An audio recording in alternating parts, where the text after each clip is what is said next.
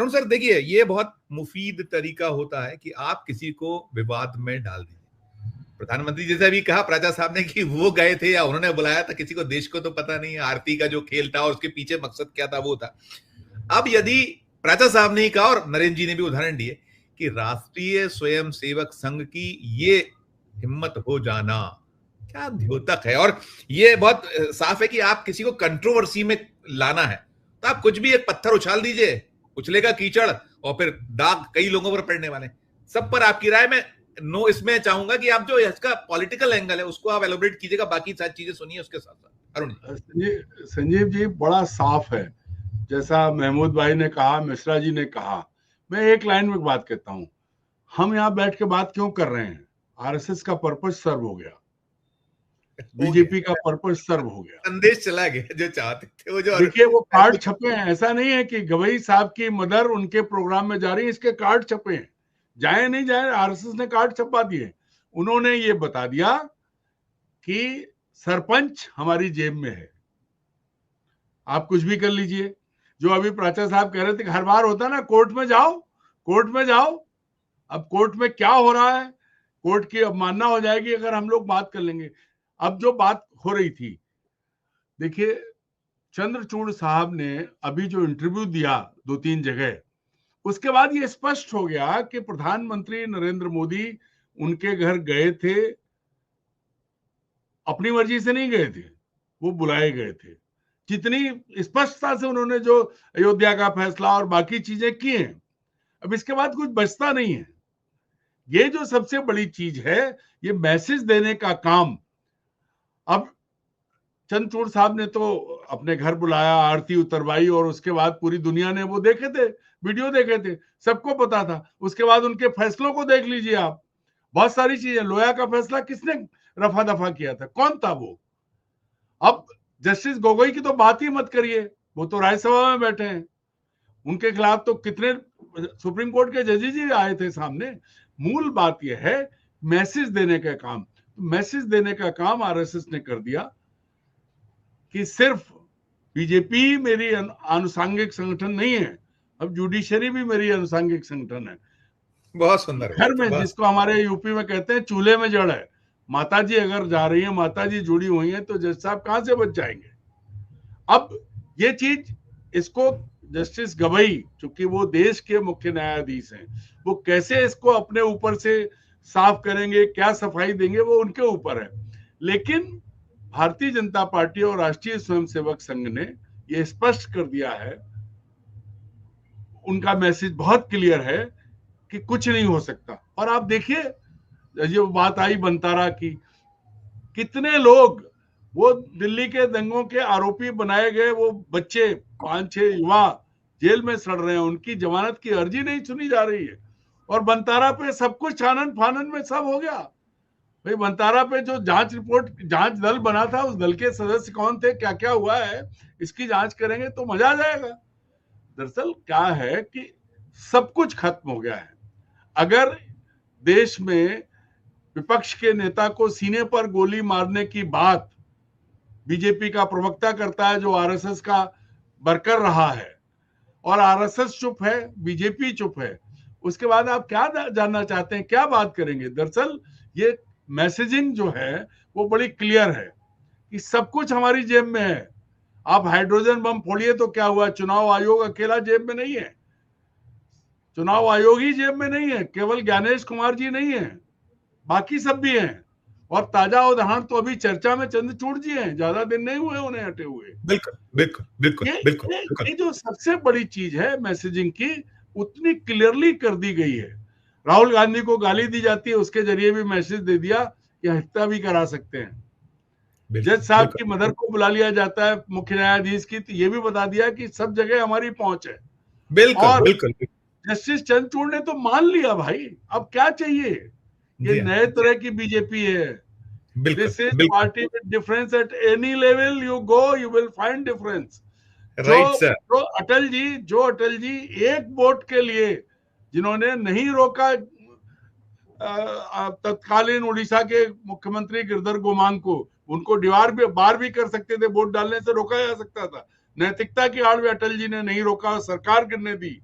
वहां मोदी जी जो हैं वो एक छोड़िए, वो एक विधायक पर सरकार बनवा लेते हैं, सदन पूरा अपने आप ले आते हैं। तो ये बिल्कुल नए तरह की पार्टी है, नए तरह के लोग हैं। मैसेज दे बिल्कुल दिया, सब क्लियर है। राइट कोई सर। जेब देखिए, मुट्ठी नहीं है, जेबों में पड़े हुए हैं। मुट्ठी में तो लोग सरकते हैं, जेबों बिल्कुल में पड़े हैं, इधर से निकालेंगे, इधर से निकालेंगे। फौज, बिल्कुल देश की व्यवस्था में क्या था, जुडिशरी टॉप पर थी, आर्मी उसके बाद थी। अब आर्मी, आर्मी भी है जेब में, और तो और पुलिस। अब ताजा देख अरे वो लीजिए कितने ना। कितने, अरुण जी मैं लौटता हूँ, अरुण जी मैं नहीं, एक मैं एक कह रहा हूं टिप्पणी, ना, सोनम वांगचुक पर जब जी जी आरोप लगे तो किसने, डीजी कहता है वो तो पाकिस्तान का जासूस है, दिल्ली आया में थे कहा जाता है कि वो चीन का जासूस है, जी जी कोई जी जी कहता है कि उसको कंप्रोमाइज हो गया है। शर्म आनी चाहिए। इस देश में वो भी उतना ही है, जितने बिल्कुल महमूद पाचा है उतना ही अरुण दीक्षित भी है, ज्यादा नहीं है कोई, हक बराबर है।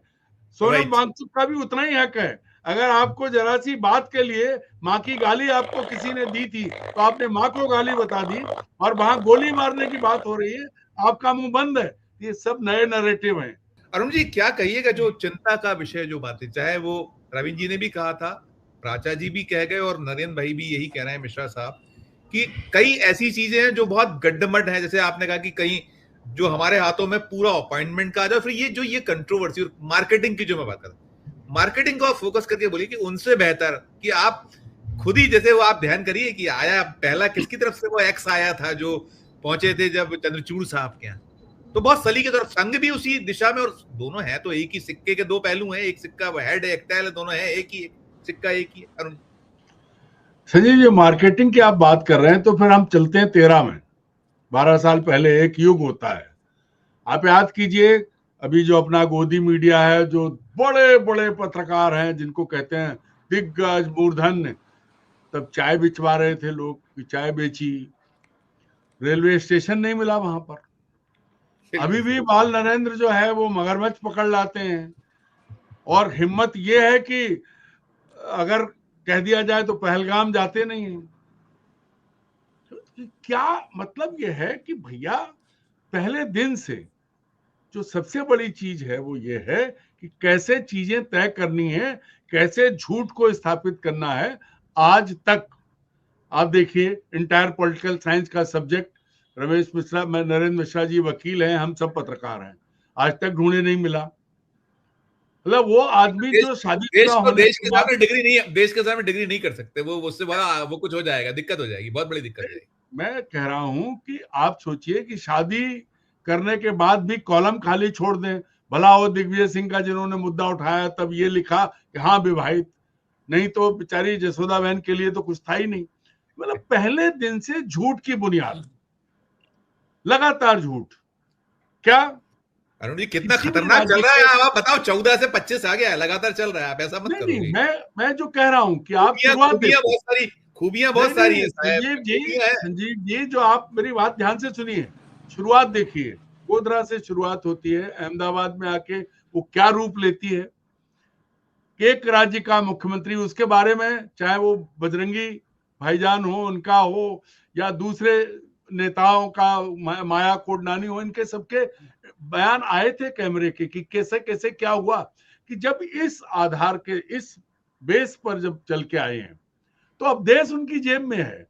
क्या चीफ जस्टिस, क्या chief of the army staff, क्या कौन, ये चीजें एक सुनियोजित। देखिए 2002 जब, या एक जब मुख्यमंत्री बने थे, उसी दिन मोदी जी ने अपने अभियान की नींव रख दी थी, और उनकी मदद तब एक उद्योगपति ने की थी। आज वो उस उद्योगपति की मदद कर रहे हैं, देश उसके हाथों में जा रहा है, और किसी भी एन केन प्रकार सत्ता पर वो काबिज बने हुए हैं और बने रहना चाहते हैं। किसी भी तरह से जब एक विधायक के जरिए सरकार बना लेते हैं, गाली माँ को नहीं दी गई, माँ की गाली दी गई, उसको लेकर के एक राज्य बंद करा देते हैं, तो उनके नैरेटिव उन्होंने सेट कर दिए हैं। और इस देश में लोग इतने मूर्ख हैं, हिंदू और मुसलमान के नाम पे वो सब भूल जाते हैं। वो ये भूल जाते हैं कि घर में रोटी नहीं है, वो ये भूल जाते हैं कि सड़क पे अगर आज आरिफ मरेगा तो कल अरुण भी मरेगा। वही सड़क है, वही सिस्टम है, और ये प्रमाणित आज से नहीं हो रहा है। आज तो 78 साल होने को आए हैं। मैंने उत्तर प्रदेश के सबसे बुरे दंगे कवर किए हैं। जिस दिन राजीव गांधी की मृत्यु हुई थी उस दिन भी मैं मेरठ का दंगा कवर कर रहा था। कोई नहीं बचता है, लेकिन व्याख्या क्या है? व्याख्या ये है कि भेदभाव का जो भाव था वो इतना पेनिट्रेट कर गया है, इतना एविडेंट हो गया है कि अब सरकार भगवा रंग को तो लेके घूमती है, और अगर किसी ने कहा आई लव मोहम्मद तो उसकी शामत आएगी। इतना क्लियर कट डिवीजन जब आप कर रहे हैं, और आप दूसरी तरफ ये दिखाना चाहते हैं कि देश की एजेंसियां चूंकि आपके नीचे थी, राष्ट्रपति आपके, उपराष्ट्रपति आपके इशारे पर चलने वाले लोग आए, इसमें कहीं कोई वो नहीं है। मैं उन दोनों पदों से माफी मांगते हुए, क्षमा चाहते हुए कहूंगा कि पद थे, लेकिन पद धारण करने वाले लोग कौन है ये सबने देखा है। बिल्कुल सर। और सर मैं सबसे बड़ी चीज ये है कि हर संस्था को, भाई ईडी सीबीआई ये तो आपके थे, एकमात्र जुडिशरी थी जिसको लेके ये एक भरोसा था कि हाँ न्याय मिलेगा। अब जो रमेश जी नहीं कह पा रहे हैं, नरेंद्र जी नहीं कह पा रहे, महमूद जी नहीं, मैं कहता हूं ना कि भाई सेशन कोर्ट में पेशकार पैसे लेके बढ़ाता है, वकील साहब पैसे देके तारीख बढ़वाते हैं, जज साहब देखते हैं। उस जुडिशरी से आप क्या उम्मीद करेंगे? वही ऊपर के जो जजेस थे, जो आपने कहा ना कि वो तो संविधान की व्याख्या और उसके लिए थे। अब अर्णब गोस्वामी को बेल तो मिल जाएगी, लेकिन वो लड़के जिन पर दंगे के आरोप लगे और 5 साल बाद भी कोई चार्जशीट नहीं है, केस शुरू नहीं है, उनके लिए सुप्रीम कोर्ट भी तारीख पे तारीख दे रहा है। वो तारीख पे तारीख, बिल्कुल तारीख पे तारीख। ये चीज है संजीव जी, मूल बात यह है, हमारे जो वर्तमान प्रधानमंत्री जी हैं उन्होंने ये स्टेब्लिश कर दिया, ये बता दिया कि दुनिया में चाहे कितने भी जूते पड़े, कोई कुछ करे, घर के अंदर मैं शेर हूं, घर के अंदर मेरी चलेगी, और चाहे मैं, वो गाना था ना, चाहे मैं ये करूं चाहे वो करूं, ये मेरी मर्जी। ये मेरी मर्जी है, मेरी मर्जी है कि मेरे जहाज गिरे, मेरा चीन पे कब्जा हो जाए, लेकिन मैं नहीं मान रहा। मैं कहूंगा भाई पाकिस्तान कह रहा है यूएनओ के मंच पे हम जीते, लेकिन हमारे मुखिया जो हैं, चीन अभी भी गालवन घाटी की जगह में बैठा है। मेरी मर्जी आपने एक लाइन में समाहित कर दिया, पूरी लाइन समाहित। तो सबसे बड़ी बात है एक लाइन में कि नरेंद्र मोदी जी ने इस देश की सारी संस्थाओं की हत्या कर दी है, इस लोकतंत्र की हत्या कर दी है। अब जनता जो है इतनी विभाजित हो गई है कि इस भरोसे को कायम करने में ये 78 नहीं 178 साल लग जाएंगे। मुझे अब उम्मीद नहीं है कि कोई अटल जी जैसा या नेहरू जी जैसा नेता आएगा जो कर पाए। अब इसी दरार को और बढ़ाएंगे नेता,